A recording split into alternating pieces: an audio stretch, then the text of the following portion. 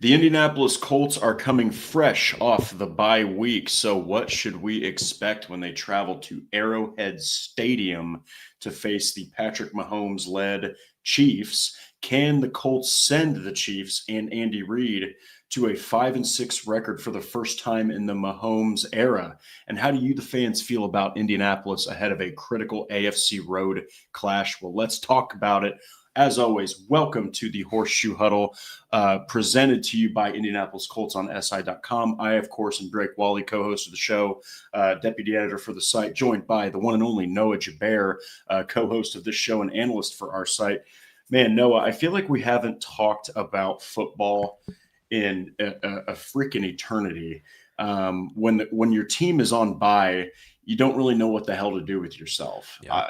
I was actually in Indianapolis celebrating a buddy's birthday, and I thought to myself, I got a little bit of, I got a little tick in my neck. I was like, what's going on here? I can't, there's no Colts football on. So we actually watched a replay of the highlights from the Falcons and Colts. I couldn't help myself, man. But how was your weekend? How do you feel? And what are your thoughts about this matchup? Because holy cow, you talk about a game that fans are getting blessed in the afternoon with. This should honestly be a prime time game in the evening. Yeah.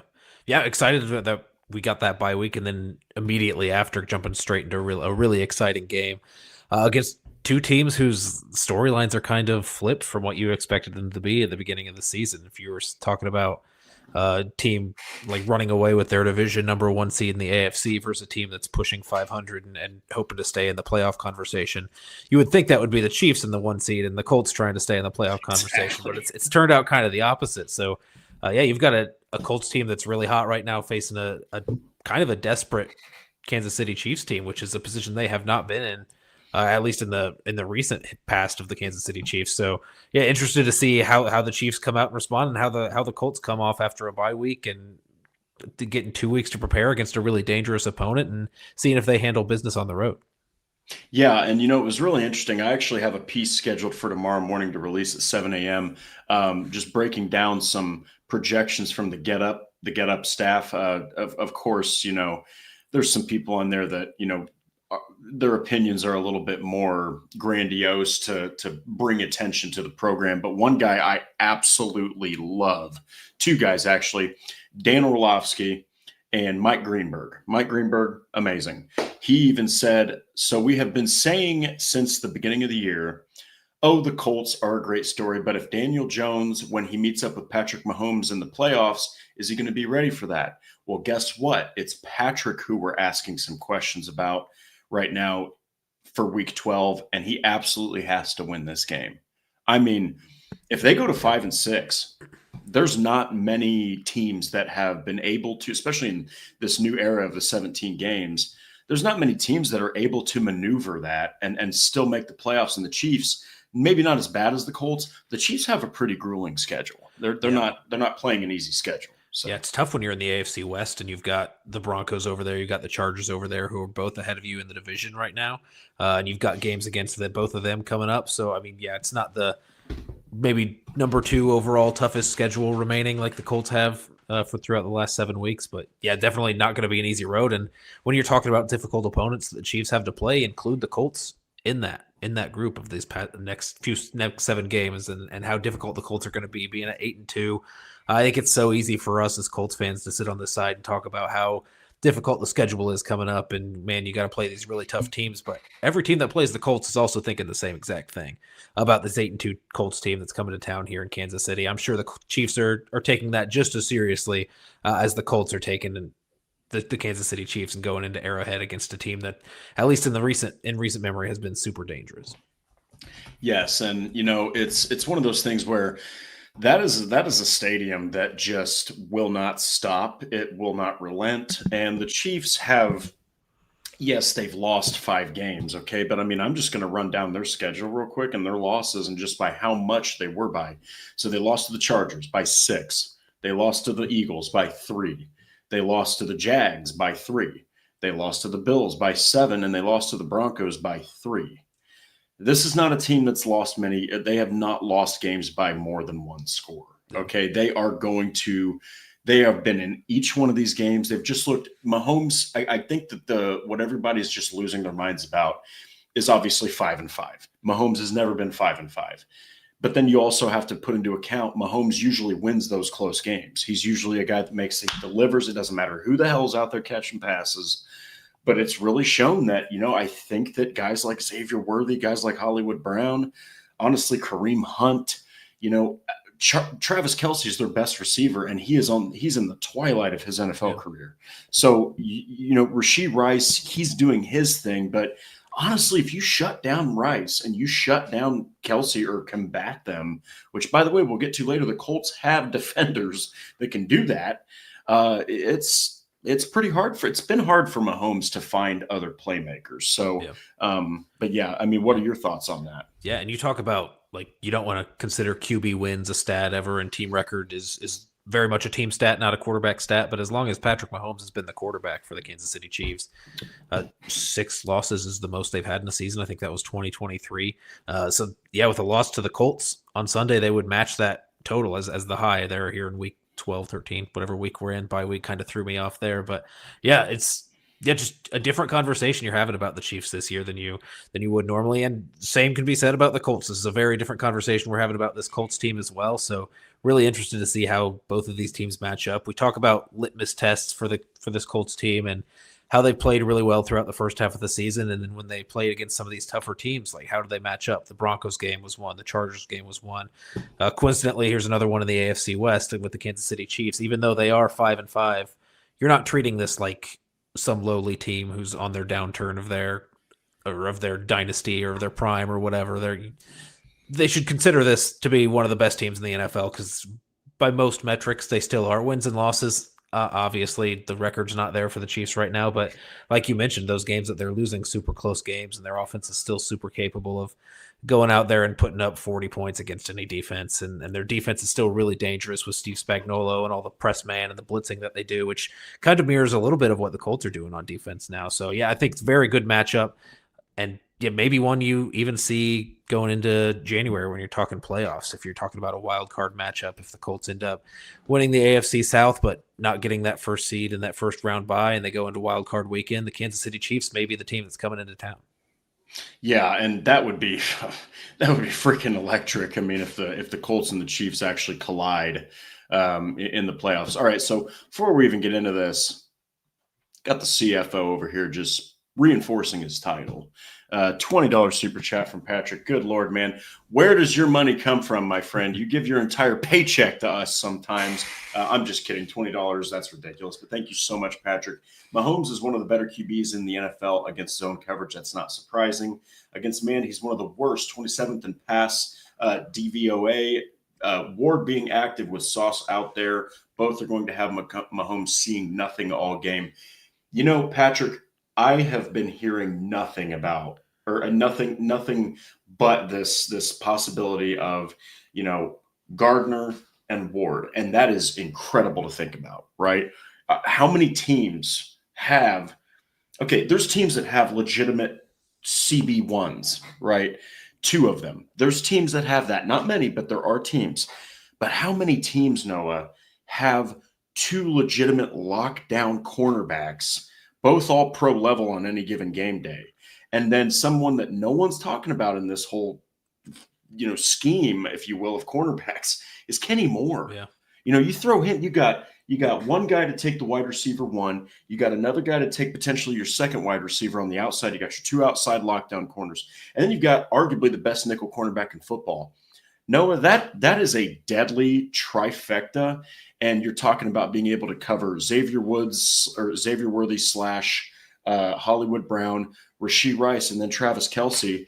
I mean, that it could be really difficult, and fully expect Louis Anarumo to throw man coverage at Patrick Mahomes with those guys. Yeah, and that's a crazy cornerback group, like you mentioned. We haven't seen that. We saw a little bit of Mooney Ward this year before he went down with injury, but he's been on IR for the past 5 weeks now, counting that bye week.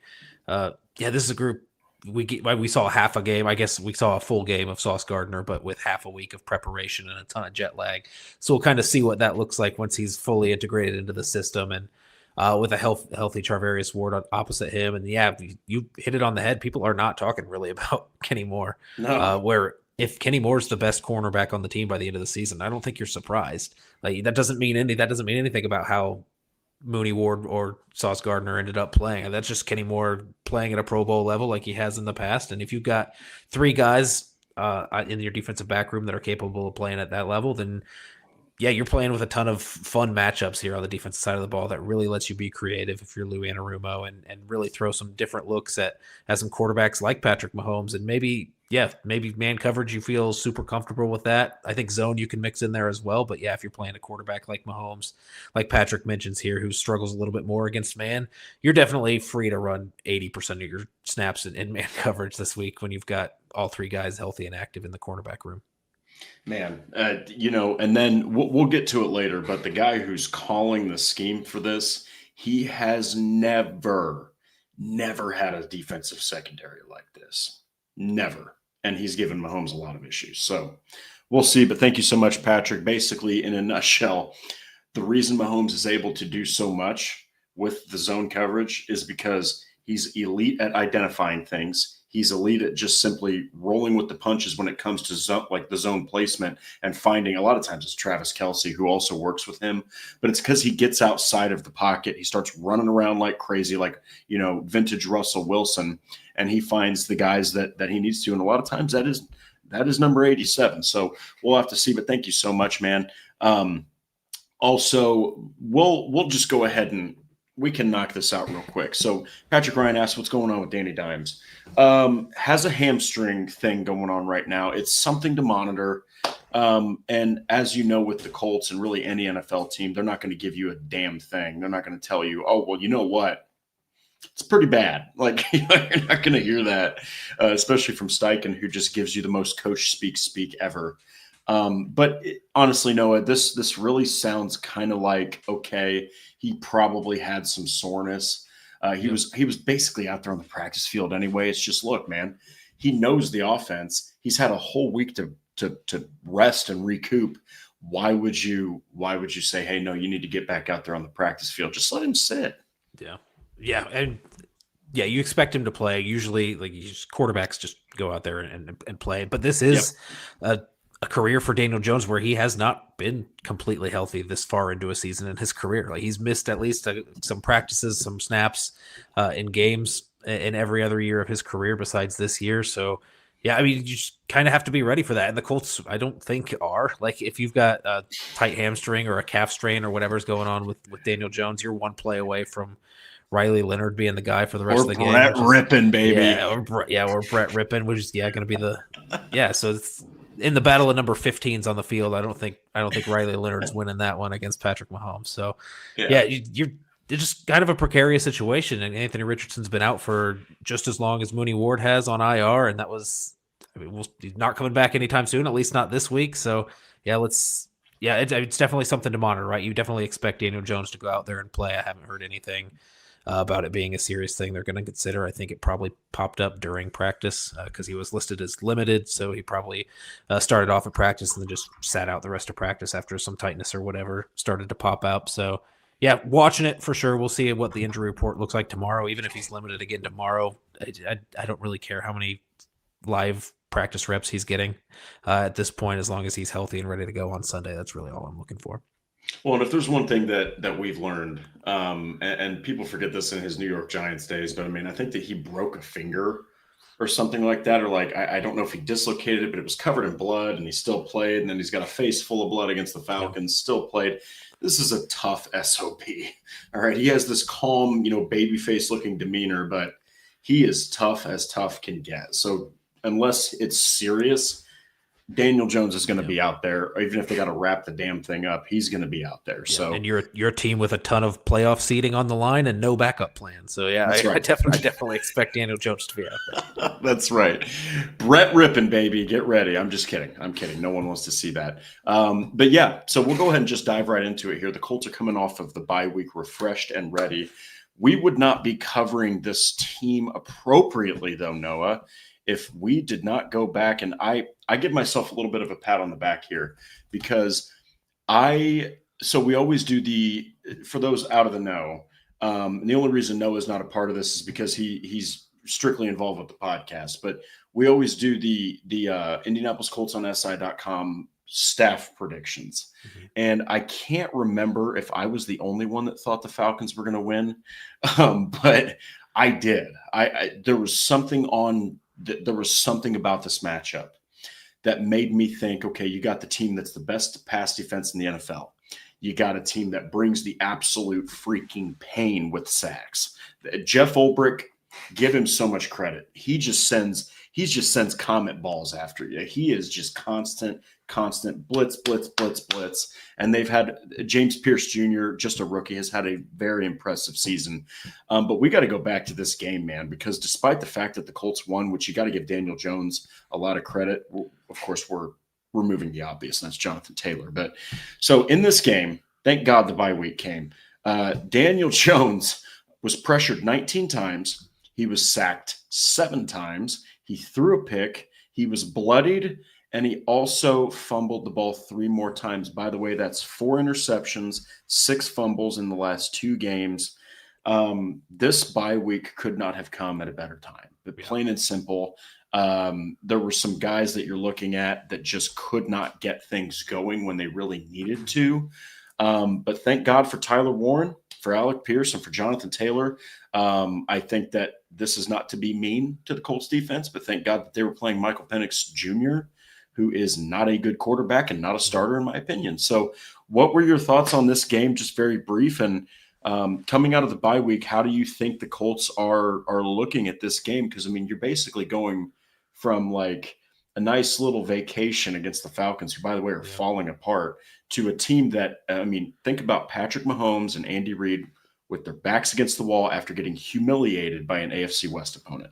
Yeah, and if that was a vacation for the Colts last week, I hate to see what an actual opponent looks like if you're taking it to overtime on vacation. Yeah, so yeah, it was a sloppy game, and it came right on the heels of another sloppy game they had against Pittsburgh, where the Pittsburgh defense was really – there was a lot of talk going into that game against Pittsburgh that it was a defense that was really struggling. They were missing tackles. They weren't getting pressure. They were not turning the ball over like they had been earlier in the year. And then everything that they had been doing wrong went right for the Steelers. They were able to get home on some pressures against the Colts. They were able to force these turnovers, a lot of fumbles these last 2 weeks. Daniel Jones is a big reason why that is, and his lack of ball security in the pocket. And then just these offensive tackles kind of, I wouldn't say getting beat at a crazy rate. And I wouldn't say it's like at a crazy rate. They're just getting beat like instantly on these plays. And then these premier pass rushers are just getting to Daniel Jones, knocking the ball loose. And yeah, it's been a rough 2 weeks. And yeah, you mentioned the bye week coming at this time. I think for a ton of reasons, you could say it's coming at a good time. One, because your offense was going steady this entire season, and then you had 2 weeks of kind of hiccups on the offensive side of the ball in terms of efficiency and staying on schedule and turnovers. So it's good to take a step back and get things cleaned up that way. It's good to get health back on your side, get some guys back on the field, namely Charvarius Ward getting back on the field, get Sauce Gardner acclimated with the team, and then I think Jonathan Taylor his health hasn't been a conversation that we've had to talk about because he hasn't missed 1 practice this season, hasn't missed 1 practice in training camp. It's been a completely healthy season for Jonathan Taylor, which I think is a huge reason for his success. But you need to do some maintenance on a guy that's getting a workload like Jonathan Taylor's been getting lately. So bye week, I think, came at a good time for him, even though we're not worried about his health. He's been healthy this entire season. Just good to give him a break after the amount of work that he's been getting. So yeah, there's a ton of good reasons that you're happy about the timing of this bye week. And you're set up really, really well where you're 8-2 coming out of the bye. You have a tough few games ahead, but what you did early on in the season earned you some leeway in this back half of the season when you have these tougher opponents. So you're coming out of this bye directly into a matchup with one of the most dangerous teams in the league, despite what their record says in Kansas City. So 2 weeks to prepare for a Patrick Mahomes-led offense is never a bad thing. So we'll see how Lou Anarumo's unit and that scheme comes out. Minus DeForest Buckner, we'll get into that as well, and plus some of these guys in the secondary. So a lot of variables up in the air, but yeah, couldn't have come at a better time, I think, for the Colts. Yeah, 2 straight games, 12 sacks for Daniel Jones. He's just not – he's been under duress. And something that really stood out to me, Noah, about that Falcons game really quick, 7 sacks. 1 from Ronnie Harrison Jr., former Colt. right there. He's basically a safety linebacker hybrid. Jalen Walker, a sack. Caden Ellis, a sack. Zach Harrison, a sack. Arnold, I think it's Abedikidi, a sack. Brandon Dorless, a sack. James Pierce Jr., a sack. 7 sacks, 7 different guys. I mean, this was a massive blemish on the Colts protection. They could not figure out what the hell to do with this defense. And now you do face, an even better coordinator in Steve Spagnuolo, and we'll get to that. But that's what the Colts were dealing with and what they had succumbed to heading into the bye. So, yes, a break was very much needed. We got Matthew Sundberg, 54-24. Who's the offensive star this week? JT, MPJ. I'm going Tyler Warren. Going Tyler Warren. We can get into it a little bit further, but Dan Orlovsky did a great job of just of talking about this. Kansas City doesn't have anyone who can cover him. They don't have any. They just don't. And to have a defense that can cover a tight end is one thing. To have a defense that can cover a tight end who's good is one thing. You can contain that. But when you have a guy that can play fullback, he can block, he can play outside, slot, in line. He's coming off of a game with 8 freaking catches, the best game of his career.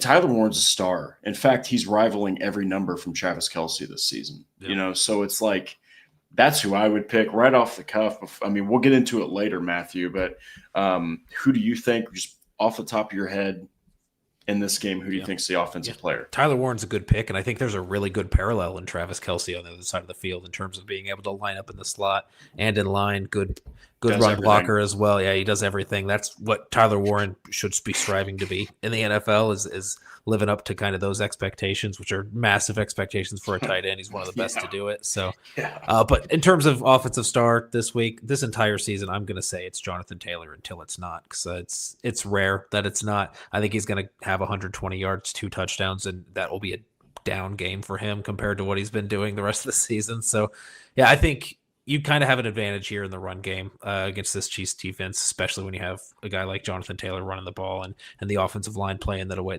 that it's playing in the run game. So I'm always going to say it's Jonathan Taylor until he gets held to less than, we'll say, 80 yards for more than a week. Because he just seems like he's stacking big performances.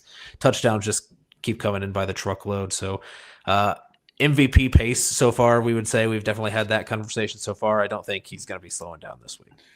Man, Patrick, I like how you're comparing Travis Kelce and Tyler Warren in other regards. If anybody wants to see what that is, go check out the chat, because based off of YouTube's protocols, I cannot reveal that chat if we want to keep this channel alive. So thank you so much, Matthew, for that. But yeah, look, this is going to be great. This is going to be fantastic. And it just transitions beautifully into our next segment here. Will the offense get back on track?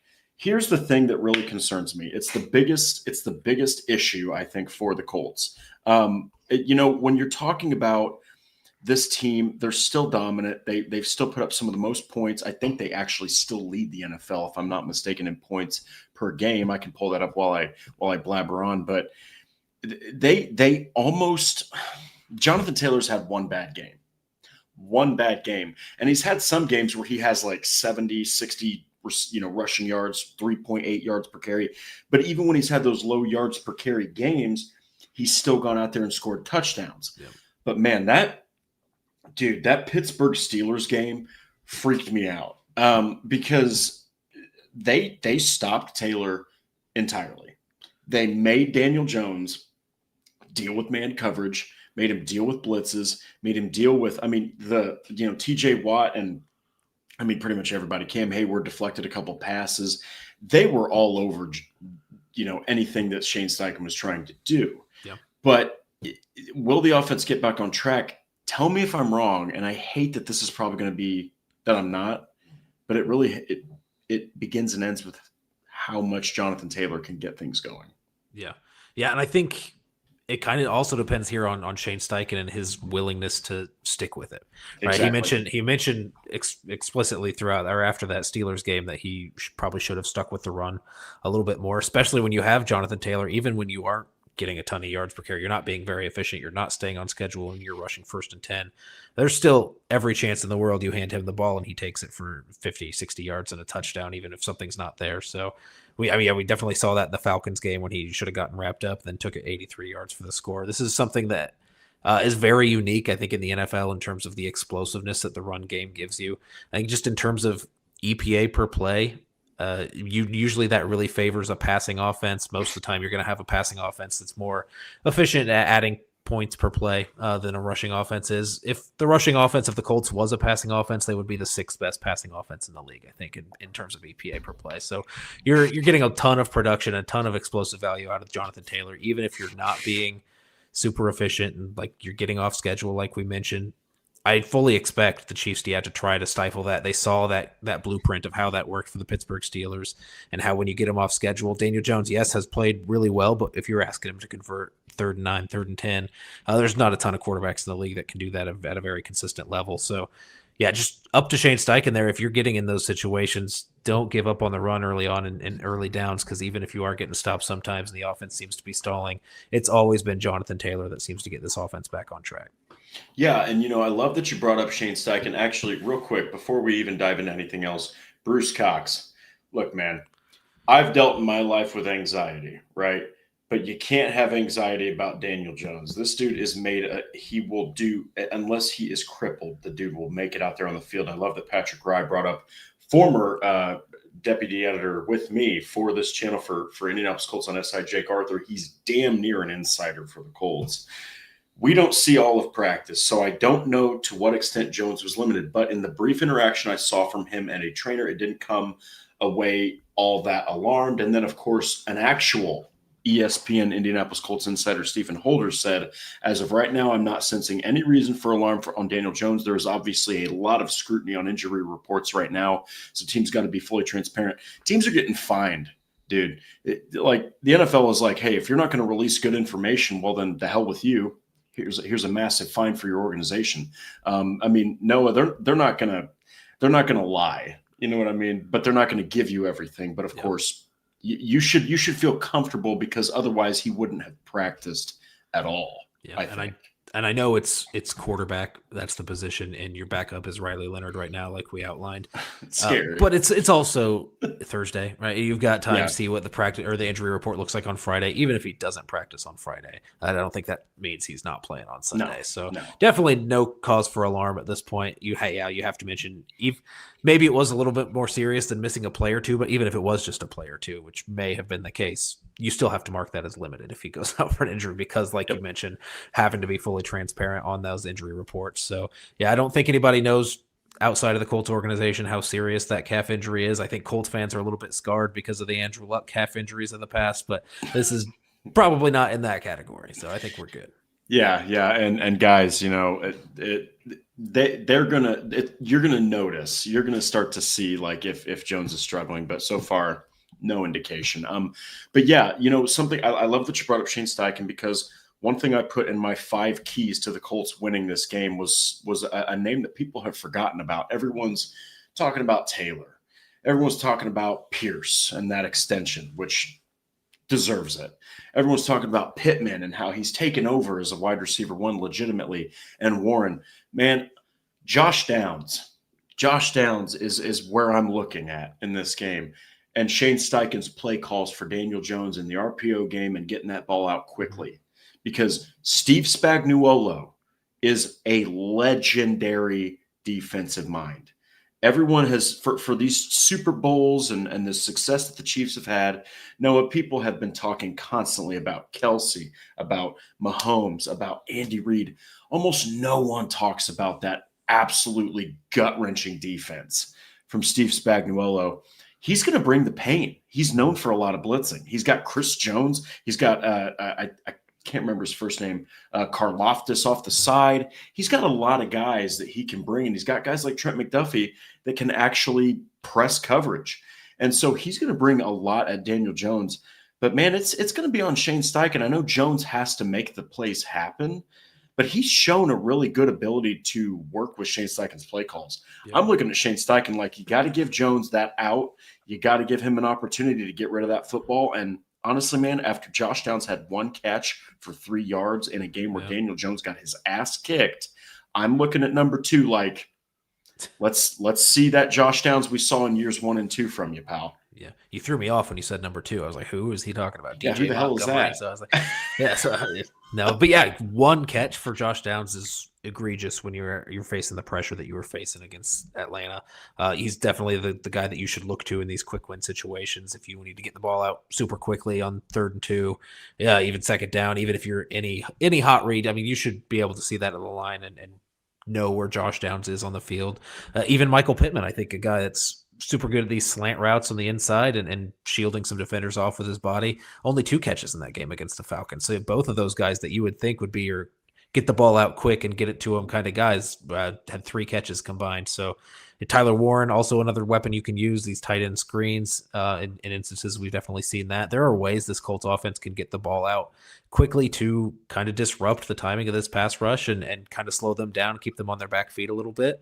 I just didn't really utilize them to the best of their ability in the past 2 weeks. It's been kind of a down. Yes, I mean, the week against the Falcons was definitely a down week for Josh Downs. Even against the Steelers, not a ton of production for Josh Downs. So I'd love to see him get kind of a focal point and get really a lot more involved. I would say quite a bit more involved than he's been in the last 2 weeks in terms of just pure targets in ways that he can win quickly. He's done it throughout this season when the offense was playing well, and then these 2 weeks where you've had hiccups has been kind of a coincidence that, or maybe not so much a coincidence that those are also the weeks that you haven't been paying that much attention to Josh Downs in the passing game.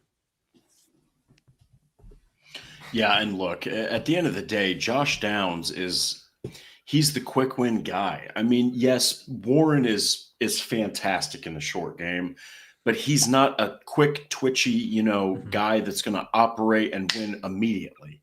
He is the kind of guy that, I mean, he doesn't move at elite speed. I think he's way faster than his frame indicates for sure. But I mean, Josh Downs has got to be more than 1 catch. You cannot win this game. Josh Downs is going to be an X factor. That's my prediction. He has to do more. I'm talking like this dude needs to get 6, 7 catches. Daniel Jones needs to pepper this dude with targets. Because so far in the year, I mean, Josh Downs, he's got a couple touchdowns. He's found the red zone. But if I'm pulling up his stats, something that really stands out about Josh Downs real quick.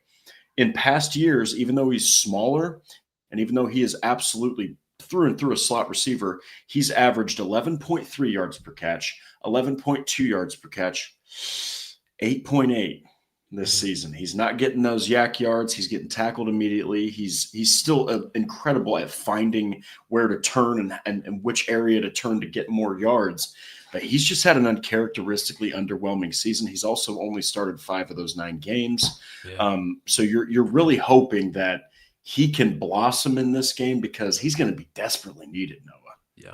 Yeah. And those numbers are obviously down because of some of the games that he's missed, but also because of the amount of targets you're spreading the ball out to. Yes. You've got Michael Pittman playing back at his level after that back injury last year. Alec Pierce taking an even bigger stride than he took last season. The addition of Tyler Warren, Jonathan Taylor's come on in the pass game. You just have all these options in the passing game. It's easy to overlook a guy during a given week, but when you're facing the kind of defenses that you faced these past 2 weeks that are super aggressive and running some man and running a lot of blitzes, and Daniel Jones has been uncomfortable in the pocket the last 2 weeks, he's definitely a guy you should focus on.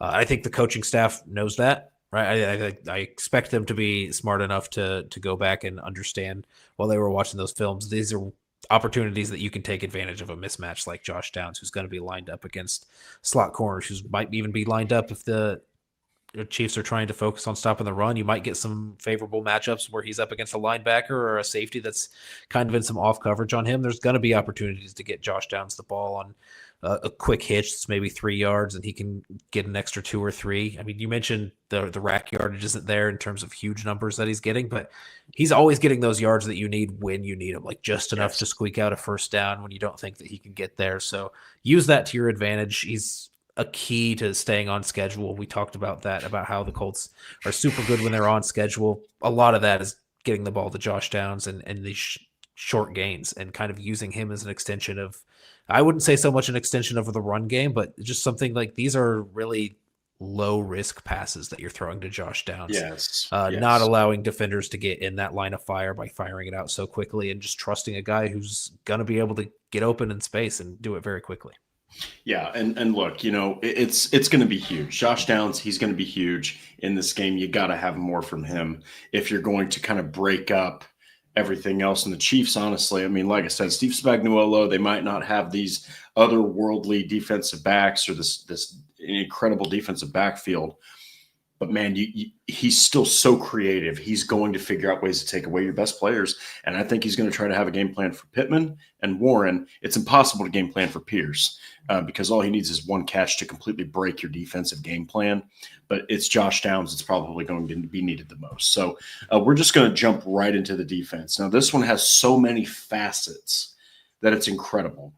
We'll just go ahead and start with Lou Anarumo. 3-3. 3-3 Lou Anarumo is against Patrick Mahomes. And it's incredible because it's literally against him with the Bengals. Anarumo has been his kryptonite. He's made Patrick Mahomes look confused. He's made him have some pretty bad completion percentages. And he's been sacked pretty frequently with Lou Anarumo. Tell me a little bit about this matchup because I absolutely could not help myself, and I put this as a key to victory, that Lou Anarumo is going to need to get in his bag, throw it at Mahomes, because if there was ever a time to take advantage of Patrick Mahomes, it's right now. By the way, it's still incredible. He has 64.5% completion percentage. Yeah. And that's the lowest of his career, which tells you just how damn good Patrick Mahomes is. So yeah.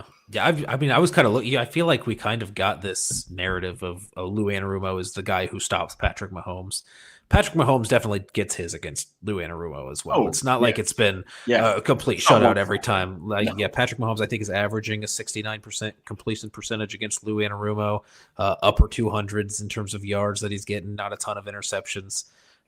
So, I mean, Patrick Mahomes still very much plays a lot like Patrick Mahomes when he's facing Lou Anarumo. But Lou Anarumo, has had some success in the past in some of these games against Patrick Mahomes with some defenses that I think a lot of people would say it's fair to say less talented than what you've got right now on the Colts defensive side of the ball. So, I think it's really unique, the personnel that Lou Anarumo has, especially in this matchup just after acquiring Sauce Gardner. You're a little bit worried on the defensive line. I think where you got all this extra juice in the defensive backfield with Mooney Ward returning from injury, with Sauce Gardner being that huge acquisition. Like we said down here in the banner, they lost to Forrest Buckner the week before the bye. The Falcons threw him on IR with a neck injury. So you're missing him. Samson Ebukam, Tyquan Lewis still working through some injuries. We'll see if they're going to be good to go or not. And then a pass rush, that's been pretty inconsistent. You've got some people that are playing well. Latu's playing well. Kwity Paye is kind of streaky here and there. He'll have a good game, then he'll be kind of silent for a few games. And then these rotational guys just aren't bringing the juice that you need from them because you are down those guys in Ebukam and Lewis. So it's going to be interesting to see how they balance that, because with the personnel you have in the defensive backfield, you would say, yes, press man coverage, let's do that, run a ton of man. But if you're not getting a good pass rush, even the best corners are going to lose in man coverage at some point. You can't really cover any receiver in the NFL for more than 4 seconds. So if you don't have a pass rush that's getting there, then there's going to be guys that are breaking open. And Patrick Mahomes, not the crazy athlete, but super good at extending plays. I think they say he runs faster in a circle than he runs in a straight line. So getting out of the pocket and spinning out and extending the play is going to be something that he's going to be looking to do. And you need guys that are going to, I mean, it's not even just being able to beat the offensive tackles, the offensive guards, and get there and put pressure on Patrick Mahomes. It's staying disciplined and sticking with the play and making sure he doesn't extend that longer than it needs to be. So you actually give your defensive backs a chance to make some plays on the ball and to be sticky in coverage and not make them hang out there too long. Coverage sacks are a huge thing that you're talking about. Coverage sacks are a lot harder to do in man coverage than they are to do in zone coverage. So, I mean, despite the awesome personnel that you have there on the back end, you hope that the defensive line can step up with the absence of Buckner. You've got Neville Gallimore and Atamawa Adebawore, who I think can give you some pressure in the pass rush game. But we'll just kind of see how it plays out. I put that in the banner. Gaining Charvarius Ward, losing Buckner, it's kind of you're weighing the scales on what's more important here and what's going to affect what. It's hard to say it's a net positive when you're losing a guy like Buckner, but hopefully the way the defensive backs play can really kind of mask what you're missing there on the interior. Yeah, and look, the Chiefs have only allowed 20 sacks on the season. I mean, they've got I would say, a solid offensive line. And Buckner brings, he just can. I mean, Colts fans know this, but the league seems to completely overlook this. He is elite at everything. I mean, he stops the run. He brings pressure. He commands double teams. He sacks the quarterback. I mean, without DeForest Buckner, there is no pressure really up front unless there is an uncharacteristically damn good game from Adetomo Adebaware, from Neville Gallimore, from Grover Stewart, who is mostly a run stuffer. Patrick Mahomes reminds me, and I dare say this, and it's vice versa. He reminds me a lot of Caleb Williams, where you've got a guy that's got their hands on him, and he just all of a sudden it's so quick. His movements are sudden. As soon as he's touched, he moves. And then you're like, oh, crap. That's your first thought when Mahomes gets out of the pocket. You're like, there's going to be a completion. You know what I mean? You're just like, someone's going to get open. He's going to find somebody down the field. He just always does. His arm talent is still, in my opinion, the best in the NFL, maybe outside of Josh Allen. So the defensive front is going to be so critical. Guys like Pay, guys like Latu, if he does suit up, Lewis, massive. But I also think Anarumo's scheme to drop some of those guys back in coverage. Zaire Franklin is an incredible blitzer for a linebacker. Maybe he has more of an impact. Nick Cross, Cam Bynum, Kenny Moore, they've all been great blitzers. I think you're going to see Anarumo really try to throw some exotic blitzes at Mahomes because, let's be honest, he doesn't have a Trey Hendrickson. But maybe Latu shows what he did against the Steelers, comes out there and just wreaks havoc in the backfield. Who the hell knows? But it's going to take a lot. And I will say that if they can get Jalen Carlisle back, that's huge. That's massive because then you're taking Kenny Moore and you're pretty much putting him on Kelsey sometimes. But you will throw Jalen Carlisle on Travis Kelsey because he is a great coverage linebacker, former safety. And I think that's going to help with things a lot. But yeah, Noah, I'm not going to lie. If there's one thing that really does concern me, it's what this pass rush is going to do against Mahomes without Buckner, because there's no worse pressure than right up front in your face. Yeah, especially when you've got the guys on the outside that you have on the outside with Sauce Gardner and Mooney Ward, taking away those outside reads. Really, when you've got those guys, maybe those are never your first read on the play.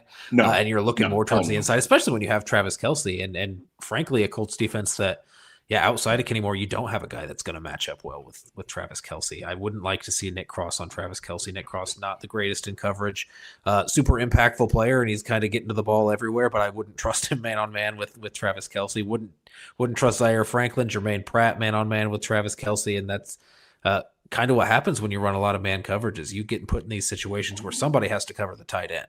And you'll want to use Kenny Moore in that position when Travis Kelsey's in the slot. But if they're keeping Travis Kelsey in line at all, it's hard to keep Kenny Moore in coverage on Travis Kelsey, and you've got to find an option.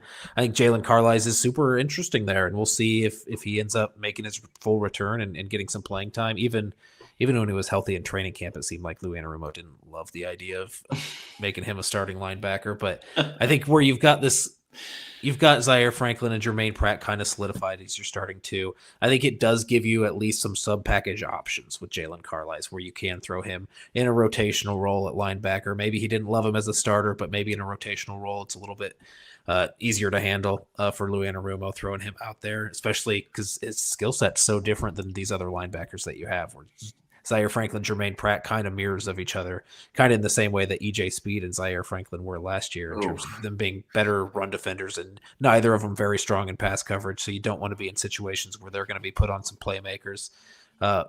Just throw Carlisle out there in some dime sets, some nickel sets, and true passing situations, and see if he can be a positive for you. You worry about the run game a little bit. I guess Lou Anarumo worries a little bit more about that. yeah, we'll see what happens with Jalen Carlisle if he comes back. But I think regardless, you're still asking a lot of a guy coming back off of IR, who hasn't played a ton of snaps in this league, to say, hey, you're going to go in on third down and cover the best tight end in the league right now and against Patrick Mahomes and see if you can stop him on this third down. I mean, that's a big ask for a young player, and Jalen Carlisle, who doesn't have a ton of experience and has absolutely zero experience this year, and yeah, just hasn't really integrated. Like, I guess he hasn't played any snaps with this defensive coordinator. So yeah, it's going to be a big question whether or not he does come back. I think if he doesn't come back, you're still asking these same questions. Who's the guy you're putting on Travis Kelce if it's 3rd and 6 and they're lining up Travis Kelce in line? Like, what's your plan there? You have to have a plan. It's not going to be Mooney Ward. It's not going to be Sauce Gardner. It's not going to be Kenny Moore if he's in line. Like these your best coverage guys are not going to be available to take away their best passing threat. So yeah, you got to get creative, and you got to get creative in the coverage game, and you got to get creative, like you mentioned, with some of these exotic blitzes and putting some pressure on Patrick Mahomes. So we'll see what happens. I'm definitely interested to see how he utilizes this back end, right? Because you've got guys who you brought Mooney Ward in, and we're like, hey, you're going to be our number one corner. You're going to travel with these receivers. Now you have 2 bona fide number one corners. Who does what? Who gets what matchup? Rashee Rice, Xavier Worthy. Like, how do you weigh this? Is Sauce Gardner maybe you're more of your speed guy that you want on Xavier Worthy more often? Is Charvarius Ward the guy that you're going to put on the more physical receiver in Rashee Rice? It's going to be interesting to see how they use those matchups. Yeah, so I'm really excited to see with this arsenal of weapons that you have in the back end, how creative Lou Anarumo can be with that. Yeah, and at the end of the day, it is going to be very interesting to see what happens with Jalen Carlisle, because I think with Nick Cross, Lou Anarumo was like, okay, he's a young guy, but damn, is he hard to ignore. Mm-hmm. He's already this is his 4th season, and he's still stupid young. But Lou Anarumo is an old coot when it comes to playing young players. He just doesn't like it. He doesn't favor it. It's not how he's been successful. So we'll see what happens with Jalen Carlisle. But I mean, Zaire Franklin and Jermaine Pratt are dirt as far as coverage. So I think that Lou Anarumo could probably go out there and cover guys better than him. So he should maybe consider it, or putting it cross on on Travis Kelce. But I almost missed some super chats here. So Tracy Johnson, thank you so much. What's up, guys? Tuning in. Are we sure about that O-line? The last 2 games have me skeptical. The offensive line is elite. They're still elite. They haven't not been elite, right? I think that they just ran into 2 coordinators, especially Jeff Ulbrich, who just said, okay, it's Jonathan Taylor. With the Steelers, it's Jonathan Taylor, and if we can take him away and press these receivers and force Daniel Jones to really be the real deal, then, we'll see just how much metal the Colts offensive line has. The Colts offensive line against the Steelers, they were beat up front. They were not beat by blitzes. I mean, there were blitzes. They were beat by guys like Cam Hayward, Alex Highsmith, TJ Watt. They were, Derek Harmon. They were just ate alive. As far as the Falcons game, it was really the outside. It was really the tackles, like Noah mentioned. It was, just them getting beat off the edge, but just also relentless blitzes. I mean, 7 sacks, 7 different names. I'm not worried about that offensive line, man. The only thing I'm worried about is, are the Colts going to be ready for blitzing? Because now you've got a blueprint on how to really affect Daniel Jones. And honestly, it's press coverage, make him make decisions quickly, and blitzing the crap out of him. Yeah. And I trust the offensive line to be able to handle it. Yes. Braden Smith been playing really well. Bernard Ryman's been playing really well. You're just getting beat on these one-off plays, and they're disastrous if they turn into strip sacks like they have in these blitzes. I think it's a good conversation to have about Jonathan Taylor as a pass blocker. Yep. Who's he didn't really have a strong game as a pass blocker against the Falcons or the Steelers, and it's kind of fallen back to earth based off of what it was early on in the season, where we were like, hey, he's good to be on the field all 3 downs. I still think you're in that situation. Keep him on the field all 3 downs, but recognize the fact that you're not always as secure as you want to be back there with Jonathan Taylor as a pass protector. And I think you do open yourself up to some hits if you've got him fielding some blitzes here as a pass protector as often as he has been in the last 2 weeks. So just come with a plan for that. Be able to identify that at the line of scrimmage. I think that's something that's going to come because of this bye week, allowed you to reset and get a second look at some of these looks you were given on the defensive side of the ball and say, hey, what could we have done when we got to the line of scrimmage to identify this and get ourselves into a play call or a pass protection that could have defended this a little bit better and made it so we weren't getting hit on our blind side and we weren't getting the ball swatted away when we were trying to throw after a 3-step drop. Like you can do things to supplement this, like, or to kind of reduce the amount of pressures that you've been getting. And I don't think it really has much to do with how the offensive line has been playing. I think you do have some of these interior guys going up against a guy like Chris Jones. I think worries me a little bit more than these tackles against the edge rushers for Kansas City. I expect them to hold up, but yeah, interior, you've got a pretty scary matchup there, which I'm sure we can get into if we talk about the big threats from Kansas City, because I think Chris Jones' name is going to come up every time you're talking about that. So yeah, we'll see. Yeah, I trust the offensive line. I think they'll get back to it this week.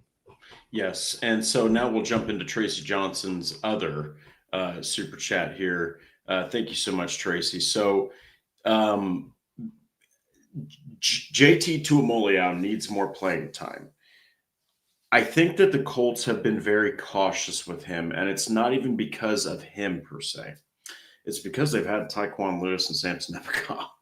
Like they're just kind of like, hey, they saw a lot. They obviously spent a second-round pick on the guy.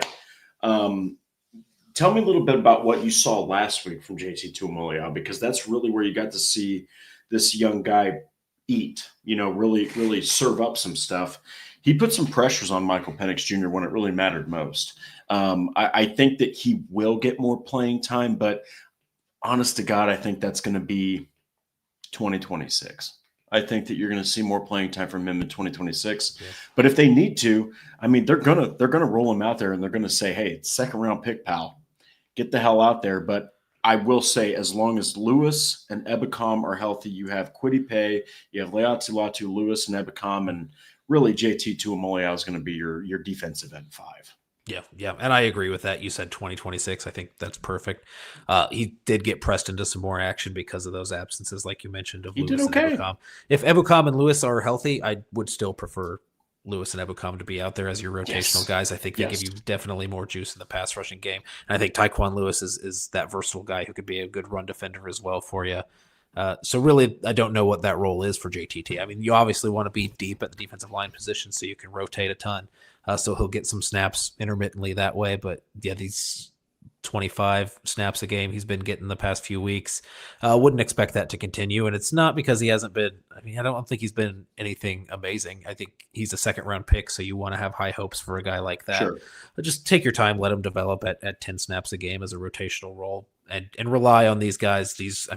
You bet on some experience here on the defensive line with bringing back Samson Ebukam at 30 years old, Tyquan Lewis at 30 years old, these rotational guys who are long in the tooth a little bit, who you've trusted for some time, and you just continue to rely on that. I think it's not a bad move when you have all of your guys healthy. I think the pass rush looks a little bit better than it will. When they had everybody healthy earlier on in the year, this was the first few weeks with this defensive coordinator and this scheme. I think give them some time to gel all healthy. I think the pass rush looks a little bit better.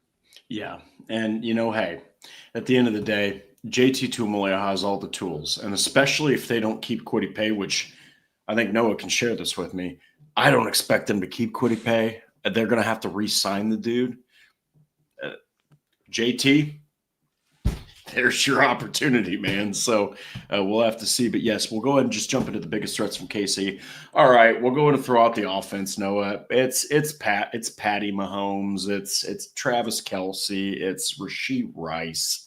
The offensive line is strong, but for me, it's that defense. You got guys like Chris Jones. George Karlaftis. No one talks about this guy. Leads the team in sacks. Then you've got guys like I believe. Hold on a second.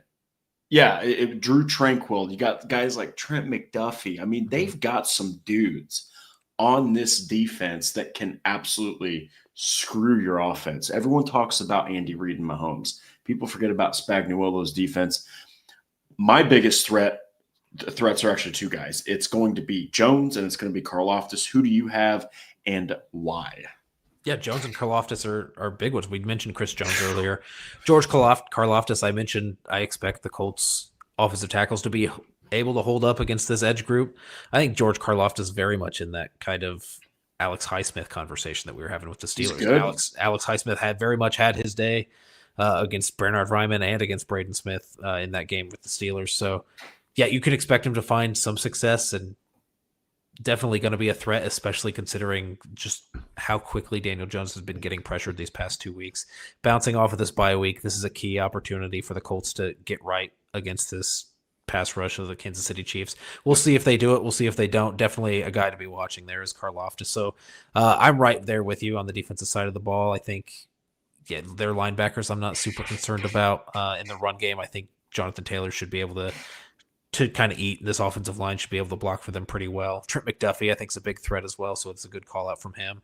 So I'll just jump over to the offensive side of the ball, and I think it's really boring to say the names because they've been the names forever. And that's Patrick Mahomes and Travis There's a Kelce. reason they have. Yeah, and you can't have a conversation about a team matching up against the Chiefs and not talk about how big of a matchup that is. There's not a team in the NFL who matches up well against the Kansas City Chiefs when you're talking about Travis Kelce and Patrick Mahomes, and how in sync they are in key moments. Usually, is when you notice it the most. And frankly, this Colts defense, like we mentioned, doesn't have the personnel to cover tight ends. Like you mentioned, it's rare to find people that can cover tight ends. It's rare to find people that can cover good tight ends.